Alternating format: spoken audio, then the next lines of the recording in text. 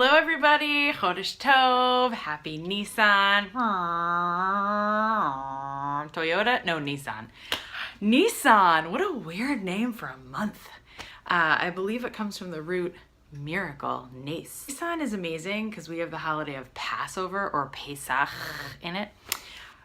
It's all about breaking free from slavery. Now you might say, well, I live in America, I'm free, or I live in Canada and I'm not under tyrannist rule. We are free to a certain extent. However, there are things in our brain, things in our body, addictions, whether it's to chocolate covered almonds like me, or certain friendships or certain relationships in our life that kind of keep us from being the best person that we can possibly be. We want to break free from all of them.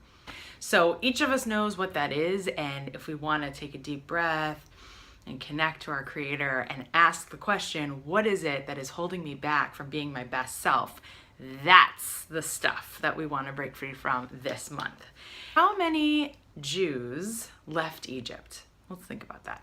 Supposedly there were about 2.5 million on Mount Sinai. Before we got to Mount Sinai though, we had to leave Egypt.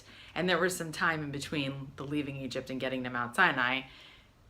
How many people actually left? 70%? 80%? Do you want to know the number? 20% of the Jews that were enslaved in Egypt actually wound up leaving with Moses. And it's pretty simple. Why?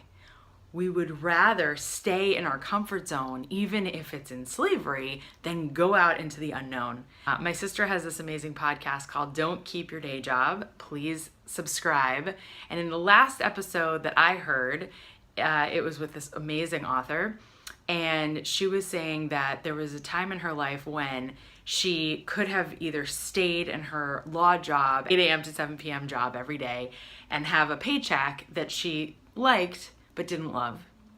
Or she could go out and be a writer. And she wound up writing some incredible books. And it's amazing because she thought, oh, I'll probably fail. And she didn't succeed immediately, but it didn't take long for her to become a success, which is amazing. And she didn't know that, but she would have rather suffered the pangs of failing a bunch of times and getting it right and eventually getting to do what she loved to do, no matter how much money she made, than staying in a comfort zone and a job that was comfortable and safe, but she didn't love.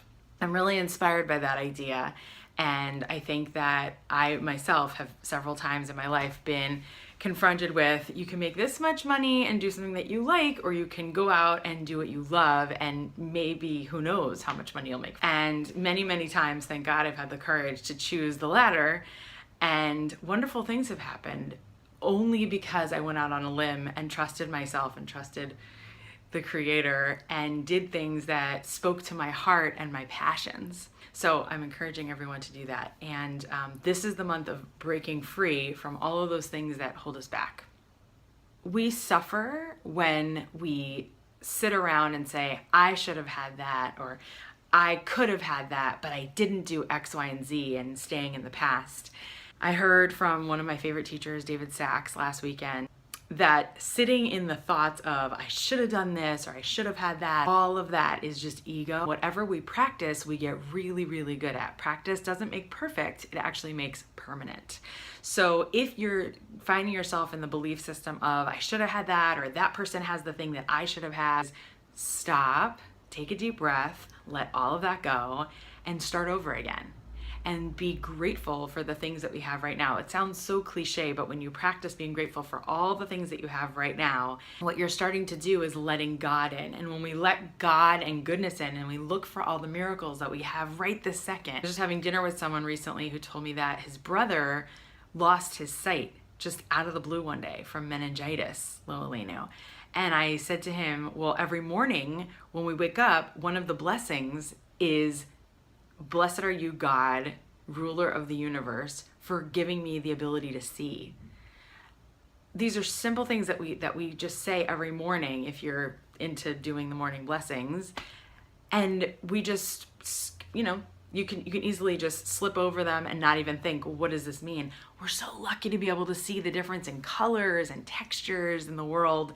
And once in a while, if I'm being really mindful, I'll stop and take a deep breath and just thank God for the ability to see. In the morning, I've taken my headphones off and started to walk on different types of gravel in my neighborhood, whether it's actual gravel or rocks, or the grass versus the sidewalk, or wooden planks, that if I see around, or the road pavement versus the sidewalk. See if you can do that, because also thanking God for our hearing, that's not necessarily something that we say in the morning, but you can add that. And just being grateful for every single sense that we have, if we have it. And we are so lucky to be able to see the difference between thoughts that are negative for us and thoughts that are positive for us. Also, the negative thinking patterns of I should have had this, or I wanted to have this, but it didn't work out for me, and why didn't that happen? That's actually idol worship of our goals, and that can be very debilitating. If I sit up every morning and I say, I really wanted that and it didn't work out, what I'm doing is worshiping the thing that wasn't meant for me because it didn't happen. By sitting and fixating on that thing that didn't happen for me that I really wanted, I'm stuck in the past, and I'm creating a stumbling block from anything new happening to come in. And there's an idea that there are correlations between every single one of the 10 commandments. The first commandment being, I am the Lord your God, right? Having one God or one universe to believe in, one thing that's bigger than all of us. The 10th one, do you remember what it is?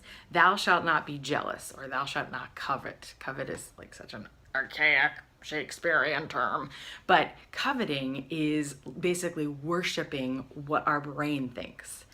Think about that for a second. If I sit around and I think I wanted to have this car and it didn't work out for me, number one, I'm practicing hurting myself, which is not good, and it can lead to addiction. I'm also not allowing number one to happen. 10 is related to 1. They're opposites. And think about it. If I really believe in God, I believe that something bigger than all of us is running this world and is giving me replenishing senses and talents and gifts and opportunities every single day. There's no reason that I should fixate on the things that I'm jealous about. I could be opening myself up to something new that would be even better for me, a better car, a better person that would fit me, if I could just let myself open up to the idea of something new and let go. Even though it's difficult, I know when you get attached to something, letting go of those things that I thought were right for me, then I can let number one in. So if you find yourself these days focus on something that you wanted that didn't happen for you, try to let that go, take a deep breath and breathe it out into the universe. And breathe in and open up both your eyes and your ears and your mouth and your mind, everything to number one, to the oneness of all the miracles that are meant for you, that are on their way. Chodesh Tov. And may we all have a very freeing Passover.